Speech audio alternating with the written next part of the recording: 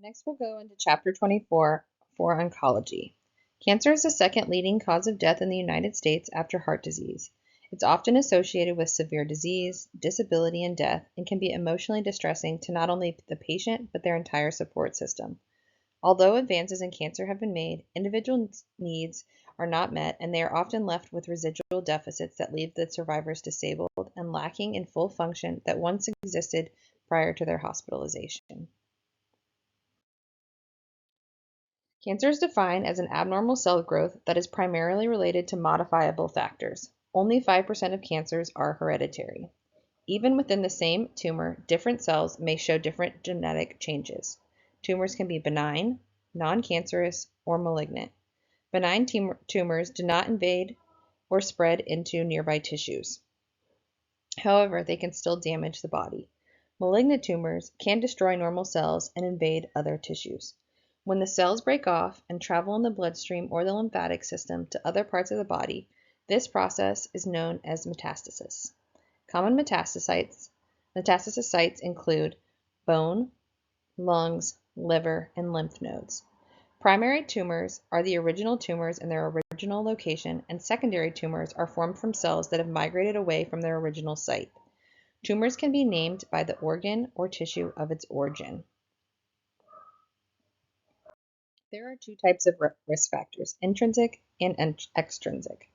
Intrinsic risk factors are those over which the individual has no control, whereas extrinsic risk factors may be modifiable and thus preventable. Intrinsic risk factors include age, heredity, hormones, immune system competence, and metabolic abnormalities. Extrinsic risk factors can include environment, occupation, and lifestyle. The majority of cancers result from extrinsic causes. The environment can include large amounts of carcinogens that can cause ionizing radiation, solar radiation, air pollution, chemicals, irritants, and viruses and infections. Occupations can increase a person's exposure to environmental carcinogens. Lifestyle factors are the most preventable risk factors for cancer. These can include decreasing your alcohol intake, decreasing the amount of sun or sunbathing and tanning booth use you use, decreasing tobacco product use, obesity, and sexual practices. To determine if a substance is a carcinogenic, the amount of time between exposure should be considered. There are two ways to stage and classify cancer. These are based on the type of cancer. The first of these is the TNM system. Staging is important in determining the extent, spread, and prognosis of cancer. Staging helps to consider tumor size, location, and the presence of metastases. In the TNM system, this is the standard method for staging most tumors. The T relates to the primary tumor, size, and extent or its reach. The N refers to the spread to nearby lymph nodes. The M identifies the presence of metastases. Once the T, N, and M are determined, an overall stage of 0, 1, 2, 3, and 4 is given. Adding a number indicates the size or extent of the primary tumor and the degree of spread. There are 7 warning signs that are typically associated with cancer. These can include changes in bowel and bladder, obvious changes to a wart or a mole, unusual bleeding or discharge, persistent hoarseness, persistent sore throat, difficulty swallowing or indigestion, thickening, or a lump in tissue. It can also include a decrease in a patient's weight. There are many different types of cancer. The most common types of cancer can include breast cancer, lung cancer, skin cancer, GI cancer, and genitourinary systems, hematological cancers, head and neck cancers, soft tissue and bone cancers, and cancerous tumors of the central nervous system.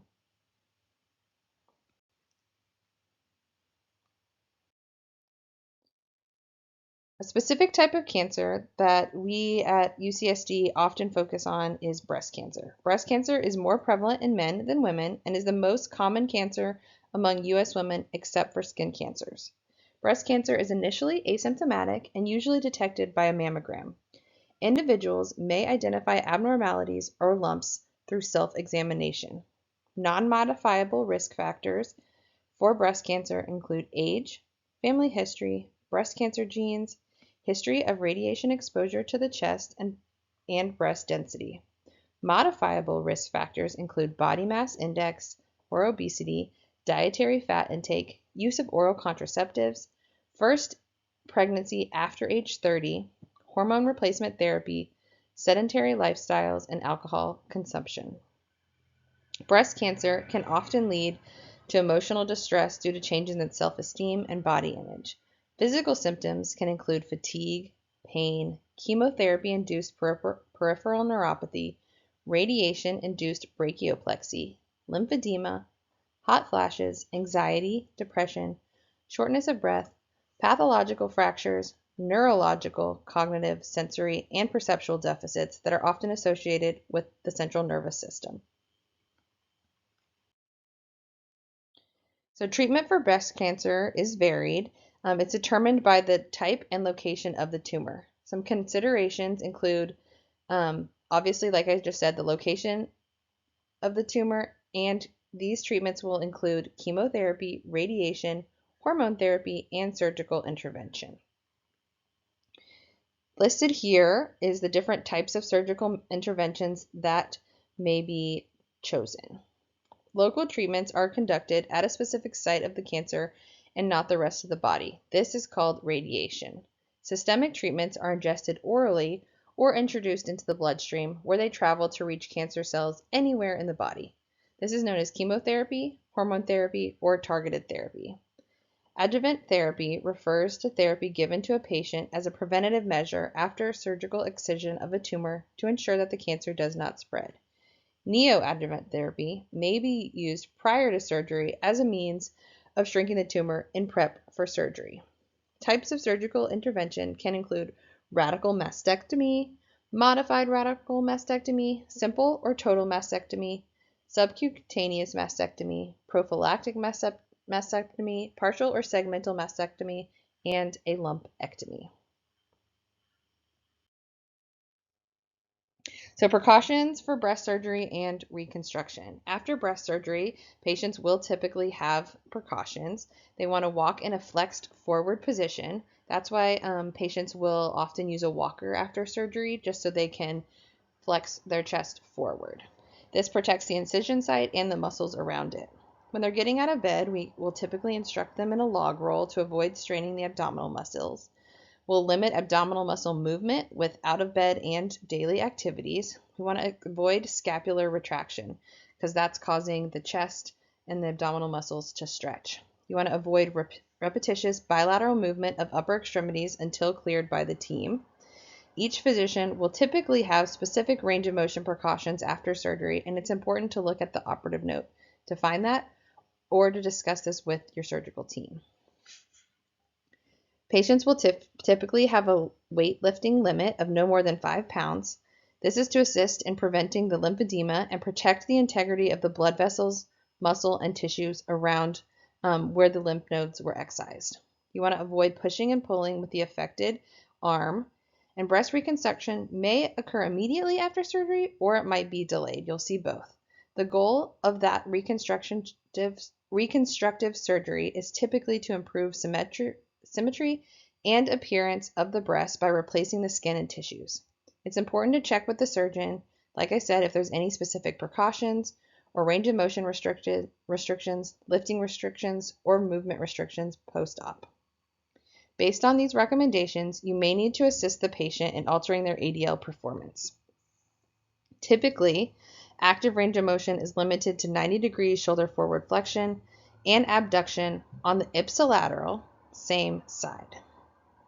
During surgery, there can be that lymph involvement, which I was just talking about, and that is what can lead to the lymphedema. Lymphedema is a buildup of the lymph fluid in the tissue, resulting in swelling of the arm, chest, or breast. If a patient is suspected of having lymphedema, then the patient is encouraged to see a certified lymphedema therapist. This is where that referral process comes in. You want to make sure that when the patient is discharging from the hospital, in your note, you are in your note, you're recommending a referral to a certified lymphedema therapist because this involves specialized training by not just a typical OT, but one who specializes in lymphedema. Occupational therapists will educate patients on positioning, adaptive equipment, sensory stimulation, compression garments, relaxation strategies, stress management techniques, and can provide a therapeutic touch. So typically with these patients, like I said, we're teaching them the log roll, but you might have them use a wedge when getting out of bed, so they're using less of their abdominal muscles.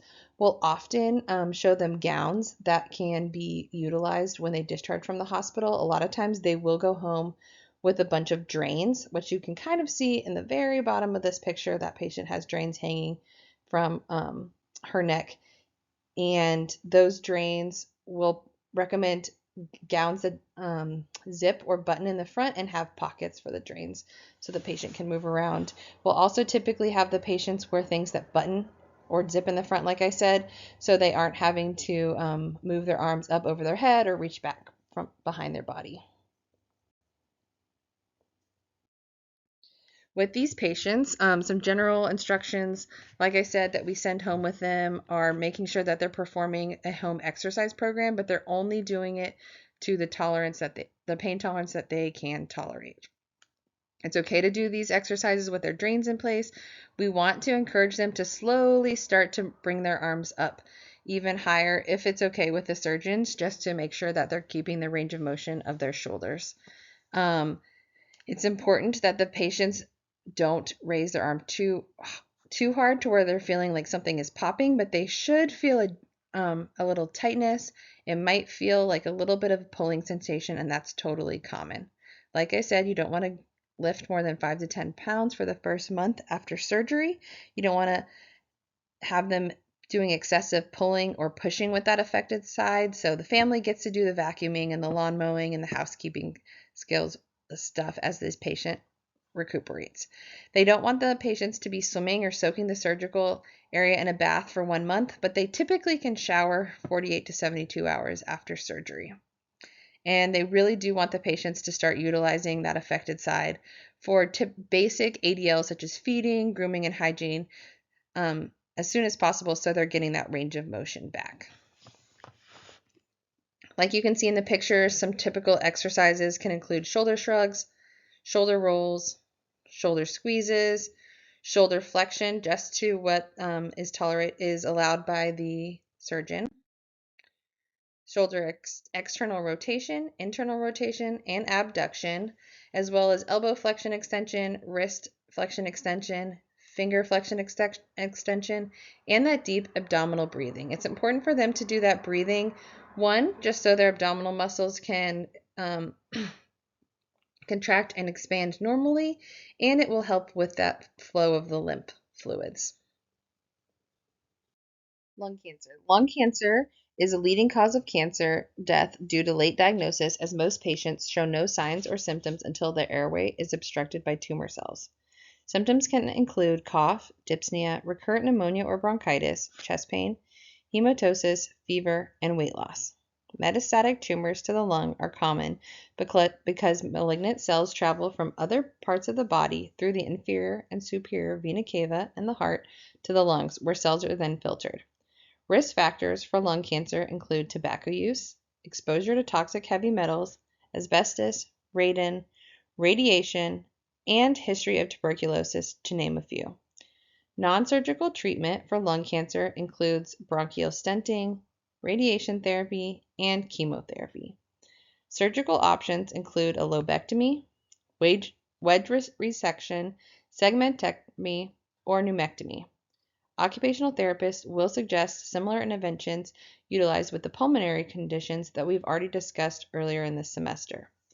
This will include instruction in energy conservation, lifestyle management, activity analysis, anxiety and stress management, home assessments, assistive devices and adaptive equipment recommendations, breathlessness management, sleep hygiene, and treatment of cognitive-related deficits.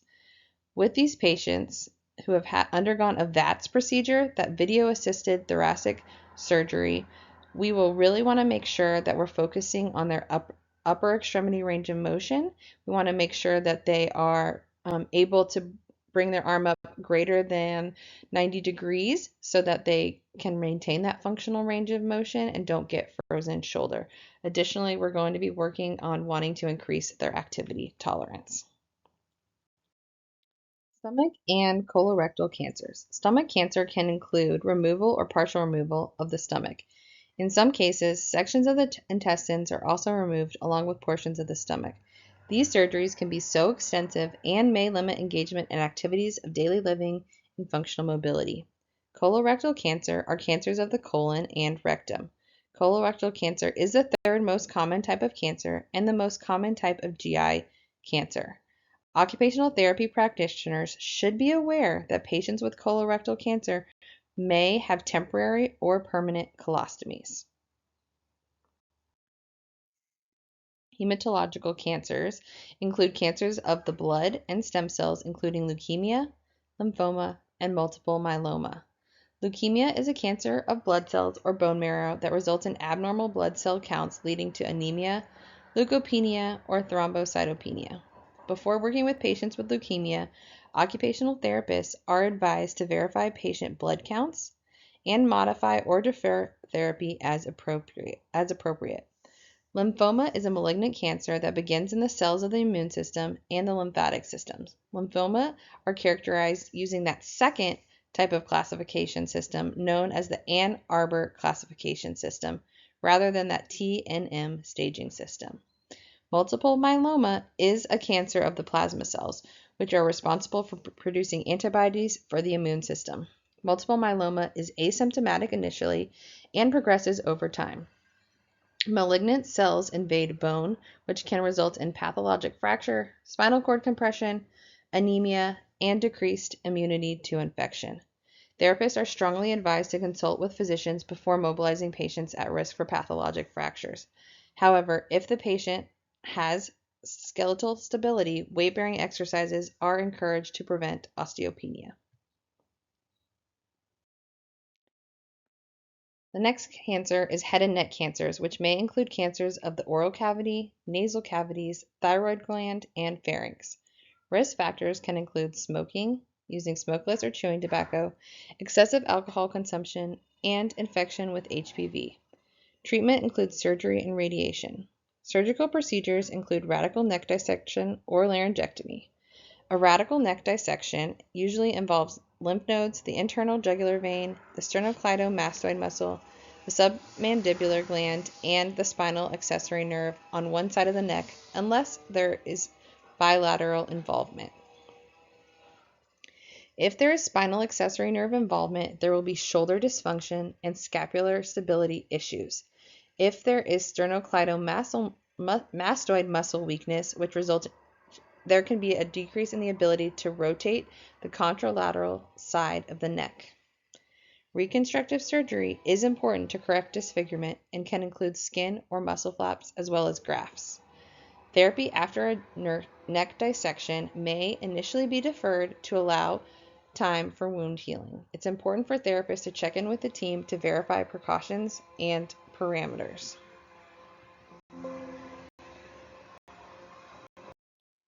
These are also typical patients that we'll see at UCSD that have these head and neck cancers. Typically, when these patients are discharged, we will go over an exercise program and basic precautions. So there's no limitations to upright sitting. We want these patients sit up out of bed, being upright rather than laying in bed. When they're laying down, they don't want to lie on their stomach for 4 to 6 weeks after surgery, and if possible, use pillows or a wedge to help prop themselves up at an angle. They want to be using their arms to do basic activities of daily living, such as face washing, combing your hair, and performing upper and lower body dressing. You're only allowed to take showers, and this generally can start 48 to 72 hours after surgery. You just don't want to submerge the incision in a bath or a hot tub or a pool or the ocean. Patients are instructed to engage in the range of motion exercises highlighted in the next couple slides. The exercises should be performed to the patient tolerance. pain tolerance, and shouldn't be performed if it's causing excessive pain. Also, if excessive pain is noticed, then they should seek care with their doctor. There are lifting precautions. They don't want them lifting more than 5 to 10 pounds 4 to 6 weeks after surgery, and walking is encouraged. Patients are typically encouraged to walk at least 30 minutes a day. So range of motion for these patients includes the neck rotation, so being able to look side to side, slowly tilting the head towards their shoulder. With this one, it's really important that you remind the patients not to lift their shoulder. It's really bringing their ear down to their shoulder, not bringing their shoulder to their ear. You want to work on neck flexion and extension and that chin tuck in and out. It's a very small movement, but it is important.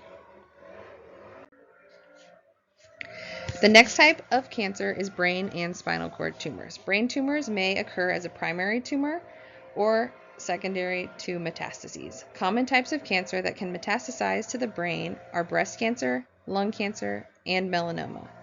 Symptoms may include behavioral changes, cognitive deficits, visual perceptual deficits, sensory loss, weakness, bowel and bladder disorders, sexual dysfunction, changes in appetite, or skin changes. Tumor resections can result in hemiplegia or ataxia. Tumors in the spinal cord can cause cord compression and can even result in permanent paralysis if treatment is unsuccessful. Medical and surgical management of cancer. So the goals of cancer treatment are curative, disease control, or palliative. Treatment side effects can profoundly affect occupational performance and daily functioning. Some common side effects that these patients will experience will include nausea, chemobrain, lymphedema, pain, peripheral neuropathy, tremors, fibrosis, edema, arthritis, fatigue, and pain. Radiation therapy is a curative approach that uses high energy radiation to shrink tumors and kill cancer cells. It can also be used as a palliative approach to relieve or prevent cancer-related symptoms.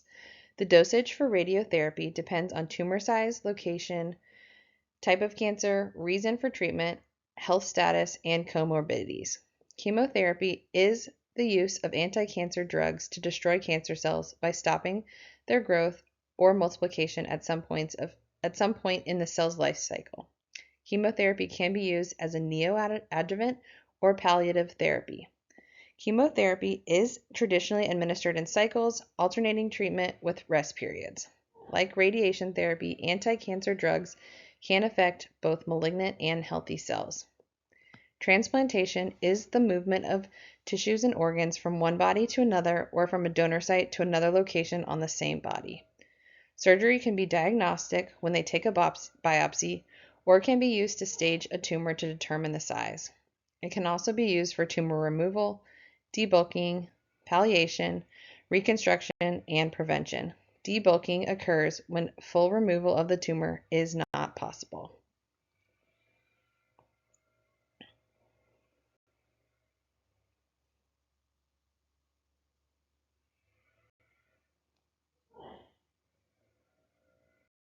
So oftentimes it can be confusing to distinguish between palliative care and hospice. Hopefully this graphic helps to distinguish it for you as well as this explanation. So palliative care is patient and family-centered care that optimizes quality of life by anticipating, preventing, and treating suffering. Palliative care throughout the continuum of the illness addresses physical, intellectual, emotional, social, and spiritual needs of the patients to facilitate patient autonomy, access to information, and choice. Palliative care guidelines aim to offer services across the continuum of care, and they address care for those who need it with a focus on quality of life, pain control, symptom management, emotional support, and for patients and families. So if you think about that, it's across the continuum of care. So palliative care can be used at any stage of disease. It can have a curative intent, but really its aim is to focus on quality of life and pain control. It can be initiated in a clinical or the home setting, and it can be paired with any treatment that the patient and family choose to focus on. Hospice care is appropriate for patients with life expectancy less than or equal to 6 months who agree to forego any aggressive cure-focused care. So For those patients that death is imminent within the next 6 months, there is no curative intent to any of the treatments that they're getting. It's typically provided in the home setting, and it's when that treatment to cure it has been discontinued, like I said. However, both of these services are used for people with serious illnesses, um, are aimed at providing comfort care measures, are aimed at providing pain management measures, and aim to provide symptom relief for these patients. So what is occupational therapy's role pertaining to wellness for oncological patients? So wellness is the process of becoming aware and making choices towards healthy and fulfilling lifestyles. Occupational therapists can educate patients on how to develop a healthy balance of mind, body, and spirit to create an overall feeling of well-being. OTs can assist in educating patients and families about how to incorporate the 7 dimensions of wellness into their lives. So these dimensions include occupational wellness, which is a focus on functional retraining and self-care and leisure activities; emotional wellness, which helps to improve patient coping strategies for managing stress and problems; spiritual wellness, which is occupational therapists supporting patients as they evaluate their life, how they live, and finding out what's important or meaningful to them; environmental wellness, which is occupational therapists helping to evaluate and order equipment needed to optimize the patient's quality of life and independence. So maybe you're in their home or at the hospital and watching them engage in ADLs and they're able to do it, but maybe they're not able to do it safely or as efficiently, and you're making recommendations for equipment based off of that. It can also include recommendations for, like I said, wheelchairs, bathroom equipment, assistive devices, or the fabrication of orthotics as needed. Physical wellness is occupational therapists helping these patients to improve their coordination, strength, range of motion, endurance, and mobility. Additionally, therapists might choose to educate patients on sleep, fatigue management, energy conservation strategies, and relaxation strategies. Another area of wellness that we can help with is social wellness. So OTs can make recommendations for reintegration into the community through outreach and support groups. We can also focus on a patient's intellectual wellness, which is teaching cognitive strategies to manage mild to severe problems in thinking, helping them to address memory deficits, concentration deficits, and achieve high-level cognitive thinking and skills. Occupational therapists also have a role in functional outcomes, obviously. Occupational therapists can educate patients on environments, habits, and routines to improve their functional outcomes. We can also educate patients and families on the disease process and what it looks like. Education includes instruction in relaxation techniques, exercise, energy conservation strategies, safety strategies, stress management, and coping strategies. Examples of relaxation interventions can include progressive muscular relaxation, passive neuromuscular relaxation, autosuggestion, mindfulness and meditation, and guided visualization, which can reduce tension and enhance the quality of life for these patients. Some more examples of intervention exercises include instructing patients on range of motion, strengthening and stretching, providing a home exercise program to improve their gross and fine motor coordination, dexterity, and muscle re-education. When we're educating patients on energy conservation strategies, we are educating them on how to reduce the amount of effort needed to perform certain tasks, eliminate tasks that really aren't beneficial to them, and building more rest breaks in throughout their day. Occupational therapists can educate patients on stress management and coping strategies, interventions that can guide gentle physical movement, pursed lip breathing, mindfulness-based meditation, and focused attention to boost their immune system and enhance the natural flow of energy in their body. Occupational therapists have a role with cancer-related symptoms. To manage pain, pharmacological and non-pharmacological interventions are utilized to improve patients' quality of life. Physical interventions can include therapeutic exercise, graded and purposeful activity, postural re-education, massage, and soft tissue mobilization, TENS, or the application of heat and cold modalities. Psychosocial and other cognitive interventions to address pain symptoms can include distraction, anxiety management, lifestyle adjustment, environmental adaptation, and overall pain awareness. These can include guided imagery, task adaptation, work simplification, posture, seating and positioning, and relaxation techniques. If patients are experiencing chemotherapy-induced peripheral neuropathy, occupational therapists should educate on signs and symptoms of pain, including burning, tingling, decreased sensation, decreased coordination, hypersensitivity to heat, cold, touch, or pressure, and should make recommendations on occupational adjustments as needed. Occupational therapists might provide education on proper footwear and care, managing signs of autonomic dysfunction, and fall prevention. OTs may assist in grading activities and incorporating energy conservation techniques to prevent muscle fatigue. Cancer-related fatigue can include physical, mental, and emotional challenges. These cognitive changes include loss of concentration, alertness, or memory. If a patient is experiencing psychosocial challenges, interventions can focus on stress management, coping strategies, relaxation, guided imagery, breathing techniques, anxiety management, reevaluating negative thinking, and enhancing patient perceived self-esteem and self-efficacy. So some general guidelines for working with these patients as an occupational therapist include verifying their blood counts, so looking at their lab values within the chart, monitoring their vital signs while engaging in therapy, being aware of bulbs, drains, tubes, and lines with these patients. You want to observe standard precautions. You want to consider if they have neutropenic precautions and what that might look like and how that might affect your therapy sessions. You want to consider if manual muscle testing is contraindicated or if they have any weight-bearing precautions. You want to verify if there are any contraindications for resistive exercises. Additionally, you want to observe neutropenic precautions, monitor patients for signs of fatigue or activity tolerance, assess patient need for adaptive equipment, positioning, splinting, balance, and cognitive retraining. You want to defer therapy for patients with radioactive implanted seeds.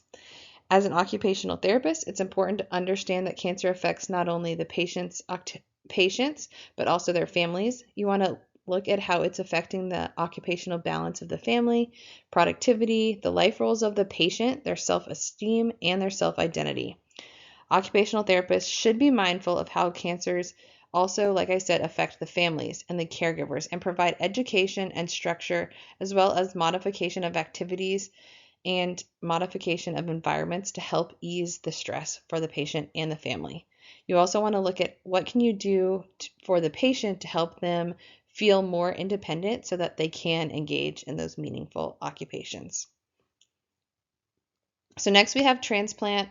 We likely won't have time to go over that today, so it'll get rolled into week 15, so in 2 weeks. Next week you will have a guest speaker. Her name is Gina Bello. I work with her at UCSD. She is a burn certified therapist and one of only a couple in the state of California as well as in the whole country. So it's truly an honor to get to hear her speak.